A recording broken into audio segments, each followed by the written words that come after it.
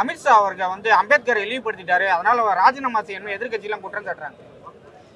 இதுவரை இல்லாத அளவுக்கு அம்பேத்கர் அவர்களுக்கு புகழ் சேர்த்து கொண்டு இருக்கிறது மோடி அரசும் அமித்ஷா அவங்களுடைய மந்திரி சபையும் தான்.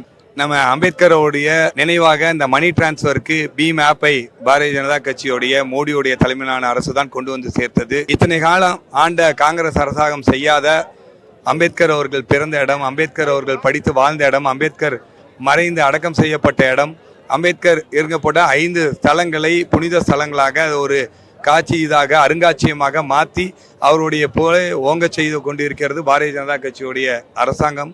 மத்திய மோடி அரசாங்கம் அம்பேத்கருடைய சிந்தனையை ஒவ்வொன்றும் அது அரசியலமைப்பு சட்டமாக இருந்தாலும் சரி, அனைத்து சட்டத்திலையும் அதை மதித்து அதை உயர்ந்து போகக்கூடிய வண்ணம் நரேந்திர மோடி அரசு செஞ்சு கொண்டிருக்கிறது. அவருடைய அந்த சட்ட தினத்தையும் கூட நம்ம கொண்டாடி கொண்டிருக்கிறோம். அவர் விதைத்த விதைகள் எல்லாம் சமூக நீதி, அனைத்து மக்களும் உயர வேண்டும் என்பது நரேந்திர மோடியுடைய அரசாங்கம். தமிழகத்தில் இருக்கக்கூடிய திராவிட முன்னேற்ற கழகம் கூட இன்னைக்கு இருக்கக்கூடிய தாழ்த்தப்பட்ட சமுதாயத்தினருக்கு 10% விட கம்மியாக தான் மந்திரி சபையில் இடம் இருக்குது. அதுவும் கூட எங்கள் மாநில தலைவர் அண்ணாமலை அவர்கள் சொன்னதை போல 33, 34, 35 கடைசி 3 இடத்துல தான் அந்த பட்டியலின சகோதர அமைச்சர்கள்லாம் இருக்கிறாங்க.